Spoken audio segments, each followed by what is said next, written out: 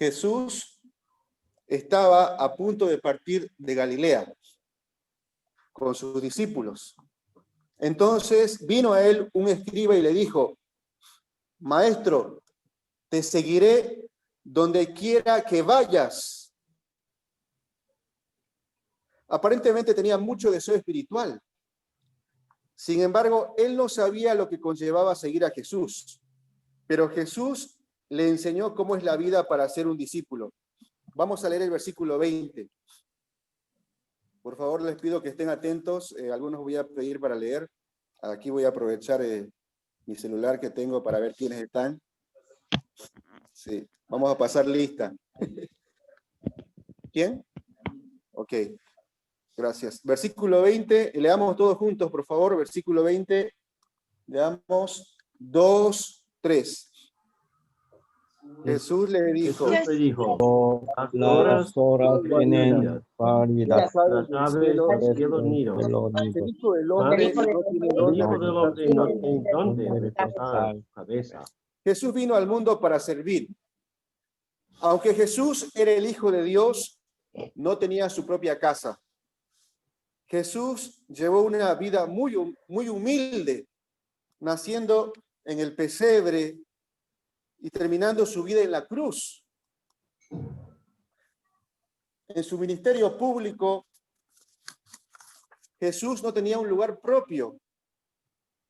Por supuesto, a veces Jesús se quedó en la casa de alguien, como en la casa de María y Marta.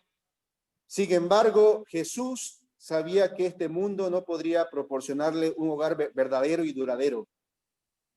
Su hogar era la casa de su Padre. Tenía trabajo que hacer y un reino que establecer por medio de la cruz. Lo mismo es cierto para nosotros como seguidores de Jesús. No estamos aquí para ponernos cómodos con los brazos cruzados, ¿no? Cómodos y así con las piernas cruzadas también. No estamos para estar cómodos, sino para cumplir la voluntad de Dios y luego ir a nuestro hogar eterno en el cielo. Entonces, ¿no te sientes demasiado cómodo en este mundo? ¿Para qué queremos seguir a Jesús? Si es por mucha suerte o por una vida cómoda en Dios, cuando venga la dificultad o pérdida, no podemos seguirle. Hay que revisar bien. No por otra cosa servimos a Dios, sino porque Él nos salvó, sino porque Él nos amó primero. Jesús quiso que este hombre tenga un motivo puro y correcto para seguirle. Miren el versículo 21. El versículo 21, por favor, puede leer, Pastora Leslie. Sí. Otro de sus discípulos le dijo: Señor, permíteme que vaya primero y entierre a mi padre. Gracias. Él era un discípulo. Su pedido suena lógico. Muchos quieren ser discípulos de Jesús, pero ellos no ponen su prioridad en Jesús. Algunos dicen: primero tengo que estudiar mi carrera para graduarme. Luego tengo que trabajar para ayudar a mi familia.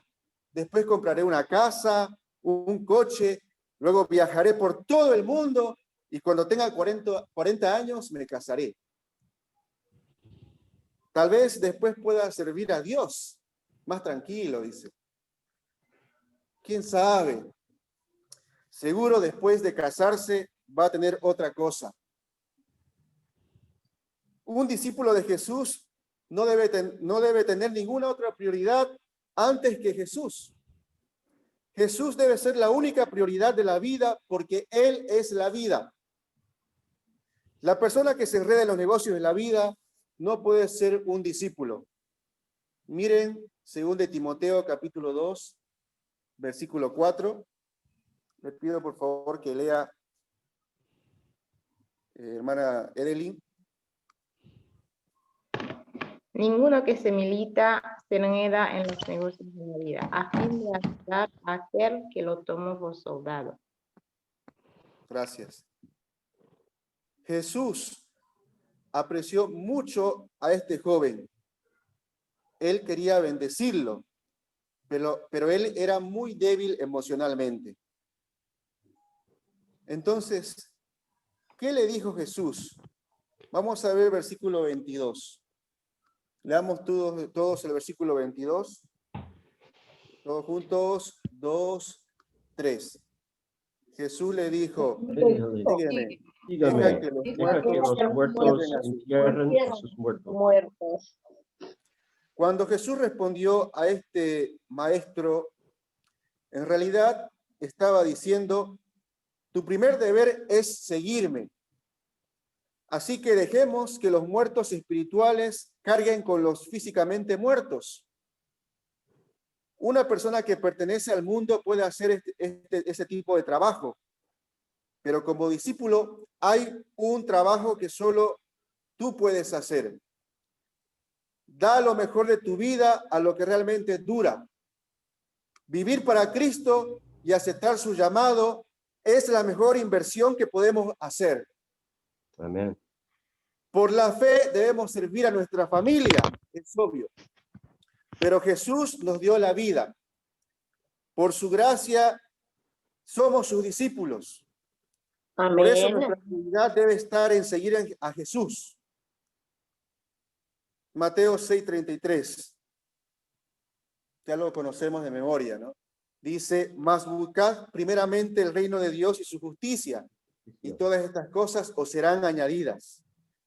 Si seguimos primero a Jesús, como la casa de Pedro, todos conocerán a Jesús y serán salvos. Amén. Segunda parte. Jesús calma la tempestad, del versículo 23 al 27. Miren el versículo 23. Vamos a leer el versículo 23. Lea, Pastor Alonso, por favor.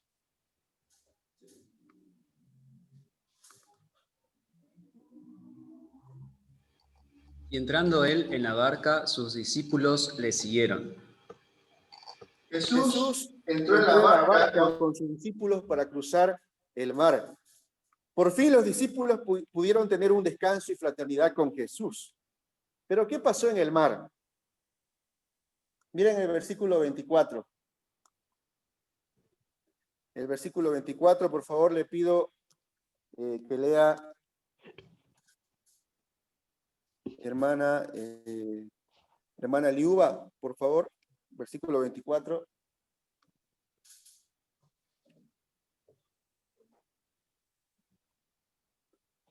Hola. Hola, sí. Y Sí. he aquí que se levantó en el mar una tempestad tan grande que las olas cubrían la barca, pero él dormía. Gracias. Dice que de repente se levantó una tempestad muy grande y las olas tan grandes golpeaban la barca. La barca se movía mucho y se llenó de agua. Nadie pudo preverlo. Aunque la mayoría de los discípulos eran pescadores veteranos con mucha experiencia en el mar, no pudieron controlar la barca porque la tormenta era tan grande que las olas la cubrían. Hermanos, hay muchas tempestades en esta vida. Nadie puede evitar las olas que choquen con nuestra barca, nuestra vida. Para nosotros, como cristianos, las tempestades son pruebas de nuestra fe. Y Jesús quiere que entrenemos. Jesús quiere entrenarnos por medio de las dificultades de la vida. ¿Qué hacía Jesús durante la tempestad? Miren el versículo 24b. Dice, pero él dormía.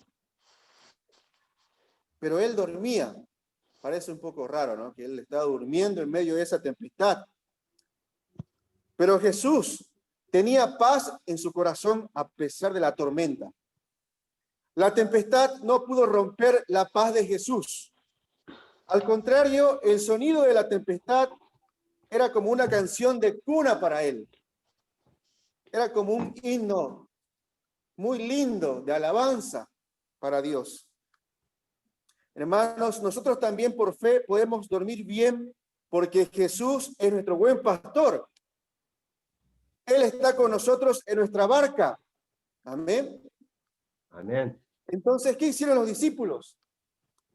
Miren el versículo 25. Esa es la tormenta que los discípulos estaban sufriendo mientras Jesús estaba durmiendo. Ahora miren el versículo 25. Vamos a leer todos juntos. 2, 3. Y vinieron sus discípulos y le despertaron diciendo, Señor, sálvanos que perecemos. Ahí esa imagen se ve, ¿no? Muy práctica, se ve muy real, ¿no? La imagen que cuando despierta Jesús, ¿no? Ahí me parece que ese discípulo era Pedro. Los discípulos despertaron a Jesús diciendo, Señor, sálvanos que perecemos. Cuando se levantó la tempestad, también los corazones de los discípulos se levantó una gran tempestad.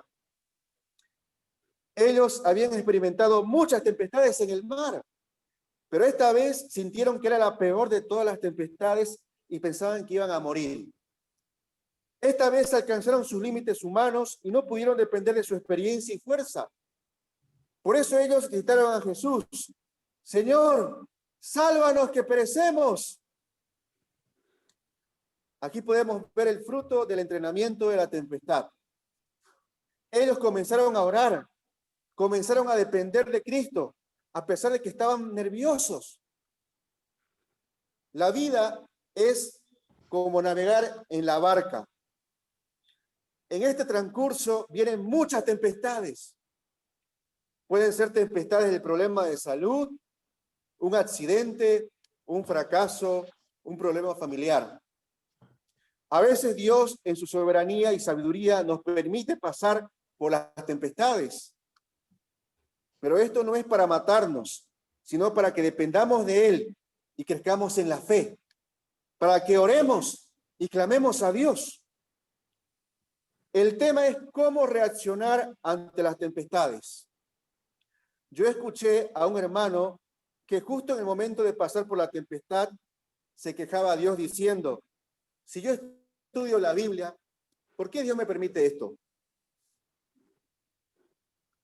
Entonces él se quedó muy turbado, dudaba del amor de Dios y perdía la fe.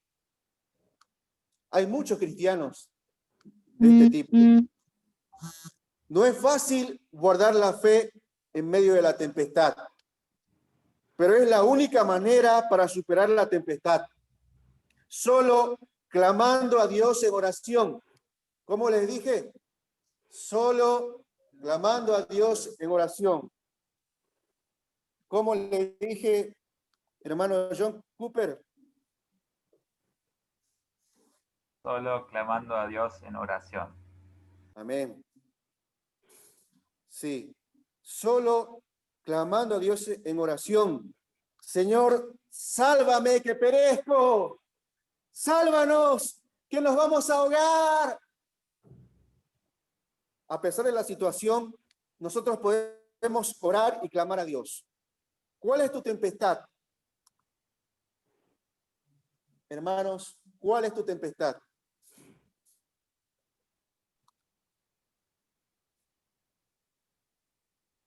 Todos tenemos tempestad, ¿no? Pastor Nicolás, ¿cuál sería su tempestad? Recién comienza, ¿no? Sí. Sin duda alguna, para muchos, la pandemia fue la tempestad más grande que cubrió a todos este año. Por esta causa, el sistema sanitario y económico del país se hizo más crítico, no solo Argentina, sino en muchos países del mundo.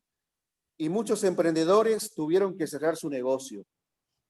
En medio de esta situación, algunos tuvieron que pasar por la tempestad más fuerte de la vida a través de perder un ser querido. Algunos nos enfermamos del COVID-19. Hubo muchos eventos que fueron como grandes tempestades en nuestra vida. Pero justo aquí aprendimos a clamar a Jesús en oración, diciendo, Señor, sálvame. A esa imagen me encanta. Señor, sálvame. Hermanos, nosotros por favor también digamos ahí, Señor, sálvame. Por eso, en vez de quejarnos por nuestra situación, clamemos a Jesús. De esta forma, Dios manifieste su poder a través de nuestra tempestad. En este sentido, nuestra tempestad sea una oportunidad para manifestar la gloria de Dios en nuestra vida. Amén. Miren el versículo 26. Por favor, le pido a hermano Gastón, si puede leer el versículo 26. Hola. ¿Me escucha, misionero? ¿Se escucha? Sí, se escucha. Él les dijo, ¿por qué teméis, hombres de poca fe? Entonces, levantándose, reprendió a los vientos y al mar, y se hizo grande bonanza. Primero, Jesús reprendió a los suyos. Gracias. Dice, primero, ¿por qué teméis, hombres de poca fe? Él les dijo, ¿por qué teméis, hombres de poca fe? Los discípulos tenían muchos miedos interiores. El miedo es lo opuesto a la fe. Los discípulos perdieron su fe cuando miraron las olas violentas y los vientos fuertes. Pero Jesús les reprendió por su falta de fe. Si tenemos miedo, el Señor nos reprenderá diciéndonos, ¿por qué teméis, hombres de poca fe? ¿Por qué teméis, hombres de poca fe? ¿Por qué los discípulos tuvieron miedo aunque estaba Jesús con ellos? Es una gran pregunta, ¿no? Jesús estaba al lado y ellos tuvieron miedo. ¿Por qué? Porque ellos no confiaban totalmente en el amor de Jesús. Miren, 1 de Juan, capítulo 4, versículo 18. Por favor, ¿puede leer, hermana Victoria? Sí, en el amor no hay temor, sino que el perfecto amor echa fuera el temor, porque el temor lleva en sí castigo, de donde el que teme no ha sido perfeccionado en el amor. Gracias. Ahí dice, ¿no? El que teme no ha sido perfeccionado en el amor. Hermanos, en el amor no hay temor. Aquí el perfecto amor de Dios echa fuera el temor. Los que no tienen fe se turban ante la tempestad y dudan del amor de Dios y se quejan de la situación. Pero si nosotros tenemos fe, podemos orar y podemos alabar al Señor en cualquier situación. Amén.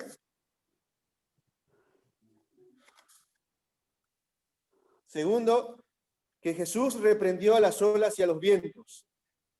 El versículo 26b dice, entonces levantándose, reprendió a los vientos y al mar y se hizo grande bonanza. Después de la reprensión de Jesús, se hizo grande bonanza. La escena cambió de una tempestad fuerte a una escena muy tranquila. Aquí vemos que Jesús es el creador Dios quien reina sobre el hombre y la naturaleza. El mundo es como un mar tempestuoso. En el mundo el problema del miedo es muy serio para el hombre. El miedo es el arma de Satanás. Satanás levanta la tempestad en nuestro corazón. Por eso nos paralizamos y no podemos hacer nada para el Señor. Pero Jesús es el Dios creador, quien con el poder de su palabra reprendió a los vientos, al mar, y se hizo grande bonanza. Aún la naturaleza obedece a Jesús. Aún el diablo obedece a Jesús, porque Él es el Rey de los reyes y Señor de los señores. Jesús tiene suficiente autoridad y poder para resolver tus problemas. Acércate a Jesús por la fe. Entonces Él te manifestará su poder para calmar todas tus tempestades, hermano. Solo en Jesucristo experimentaremos la paz perfecta como grande bonanza. A lo largo de 9 años, Ya pasaron 9 años de que llevo la vida de misión. Tuve varias tempestades, como ser problema del trabajo, salud. Misionera Erendira también una vez sufrió un aborto espontáneo, la cual quedaba muy deprimida durante mucho tiempo. Y hace poco tuve la tempestad de renovar el contrato de alquiler. Y el precio subía muy altamente por la inflación. Sin embargo, Dios, a través de su palabra, nos daba la paz y nos calmaba y nos hacía sentir la grande bonanza, porque sabíamos que Jesús estaba guiando nuestra vida. De esta manera podemos tomar la decisión de fe, de poder renovar el contrato de alquiler, de poder seguir al Señor y de poner nuestra esperanza en Jesús, porque Él es el dueño de la vida. Amén. Al mirar esta realidad, a veces me quedaba sin fe, pero Jesús me reprendió con esta palabra. Él me decía, ¿por qué teméis, hombre de poca fe? Jesús quería que yo experimente su palabra, que yo dependa de él absolutamente. De esta forma tenga su autoridad espiritual a través de la oración. Y en el nombre de Jesús sean calmadas todas las tempestades de mi vida. Señor, ayúdame a tener la fe en tu palabra, recuperando una comunión personal contigo. Así tenga una gran paz en medio de la tempestad. Así mi familia también tenga mucha paz y mi corazón también experimente grande bonanza. Amén. Oro para tener la fe solo en la palabra de Jesús. De esta manera experimente la grande bonanza en mi vida pastoral. Después los discípulos comenzaron a preguntar entre sí. Miren el versículo 27. Y los hombres se maravillaron, diciendo, ¿qué hombre es este que aún los vientos y el mar le obedecen? Ahora ellos estaban pensando en la persona de Jesús, no en la tempestad. Estaban pensando en Jesús mismo, no en el problema. Una reprensión de vez en cuando es necesaria para ayudarnos. Alabemos a nuestro Señor Jesucristo, quien reprende nuestros miedos y nos da grande bonanza con su palabra. Que la paz de Dios esté siempre en nuestro corazón. Amén. Amén. Tercero, Jesús sanó a los endemoniados. Del versículo 23 al 27. Del 28 al 34. Ahí está bien. Del versículo 28 al 34. Miren el versículo 28. Después de cruzar el mar, Jesús y los discípulos encontraron otra tempestad. 2 endemoniados vinieron a su encuentro. Según el autor San Marcos, solamente hubo un endemoniado. Pero en el mundo de los demonios, el número no es importante. 1 es igual a 6.000 y 6.000 es igual a 1. Ellos eran tan violentos que nadie podía pasar por sus moradas. Ellos vivían por las tumbas, dice, entre los muertos. Parece que ellos eran libres, pero no lo eran. Mucha gente está buscando la libertad humana y no la encuentra porque los demonios la conducen a una vida inquieta y dolorosa. El hombre sin Dios no puede tener la paz. Los que buscan la libertad para satisfacer sus deseos pecaminosos se hacen esclavos de los demonios. Pero los que aceptan a Jesús como el Hijo de Dios son verdaderamente libres de todos los demonios. Aún los demonios reconocen quién es nuestro Señor Jesucristo. Miren el versículo 29. Vamos a leer todos juntos el versículo 29. 2, 3. Y clamaron diciendo, ¿qué tienes con nosotros, Jesús, Hijo de Dios? ¿Has venido acá para atormentarnos antes del tiempo? Los demonios sabían quién era Jesús. Aquí el autor San Mateo declara que su problema era el de los demonios. Los demonios conducen a los jóvenes a vivir unas vidas sucias e inmorales. El poder de los demonios es real. A los demonios les gusta atormentar a la gente. El apóstol Pablo, quien reconoció la existencia de los demonios, dijo en Romanos 8:15,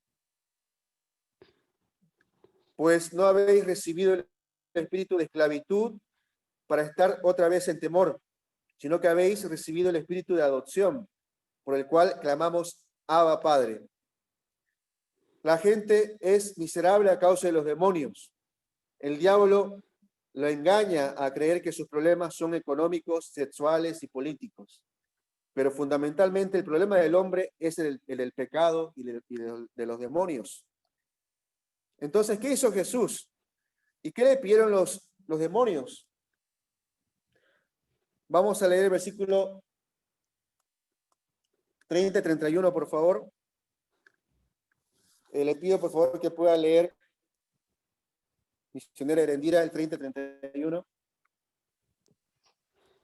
Estaba paciendo lejos de ellos un hato de muchos cerdos, y los demonios le rogaron, diciendo, ¡tírate allá afuera! ¡Permítanos ir a el hato de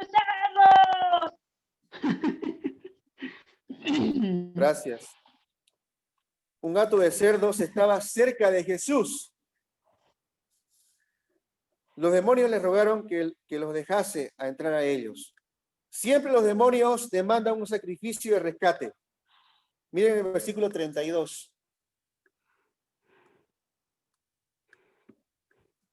Jesús les dio permiso y los cerdos, perdiendo su apetito y el deseo de vivir, se precipitaron en el mar y perecieron en las aguas. Jesús sacrificó un hato de cerdos para salvar a dos hombres. Fue una sombra del sacrificio de Jesús para nosotros. Ahí ustedes ven a los cerdos. Se fueron, se precipitaron por las rocas y cayeron en las aguas. Por eso Romanos 5:8 dice, mas Dios muestra su amor para con nosotros, en que siendo aún pecadores, Cristo murió por nosotros. Para salvarnos y darnos la vida eterna, Dios sacrificó a su Hijo en la cruz. Por la sangre de Jesús, ya somos libres de todos los demonios. Por eso decimos, la sangre de Cristo tiene poder. La sangre de Cristo tiene poder. Nosotros no podemos ayudar a otros sin sacrificio. Salvar la vida demanda un espíritu de dar la vida. Hermanos, en conclusión, en este mundo hay muchos demonios sueltos. No nos dejemos engañar solo por lo que se ve, sino que en este tiempo de pandemia estemos preparados con la oración para enfrentar las tempestades. Guardemos nuestro corazón y pongamos nuestra máxima prioridad en la obra de nuestro Señor Jesús. De tal manera, con su palabra, calmemos toda tempestad de nuestra vida. Echemos fuera todos los demonios. Solo Jesús puede calmar nuestras tempestades internas y externas. Nosotros necesitamos la autoridad espiritual de Jesús para la obra de salvación. Amén. Vamos a leer la palabra clave, hermanos, y luego oremos. Leamos todos juntos. 2, 3. Les dijo, ¿por qué teméis, hombres de poca fe? Entonces, levantándose, reprendió a los vientos y al mar, y se hizo grande bonanza. Oremos. Bendito Padre Celestial, Señor, gracias por permitirnos esta palabra, Señor, por darnos en Jesús grande bonanza, por darnos libertad de todas nuestras tempestades, Señor, que nos obstaculizan nuestra fe. Gracias, Padre, porque realmente en la vida, Señor, hay muchas pruebas como tempestades, pero usted, Señor, nos dice que no tengamos miedo, que seamos hombres valientes, que no seamos hombres de poca fe, que podamos experimentar tu palabra, Señor. Gracias, Padre, porque usted quiere que experimentemos grande bonanza en nuestra vida, solo en su palabra. Bendice, Señor, esta palabra y que acompañe a cada uno de mis hermanos para que puedan recibir tu gracia y que puedan vencer todas las tempestades, puedan calmar las tempestades que hay en sus corazones, Señor. Te encomendamos que nos acompañes, Padre, en esta semana y todo el tiempo podamos limpiarnos con tu sangre preciosa que nos libera de todos los demonios, Señor. Ayúdanos a ser limpios en Jesucristo, en su sangre. Cada momento podamos clamar a Dios, sálvanos, y también podamos echar fuera todas las cosas malas que nos quitan, Señor, la gracia. Te encomendamos todo, Padre, en tu mano, orando en el nombre de Jesús. Amén. Amén. Amén.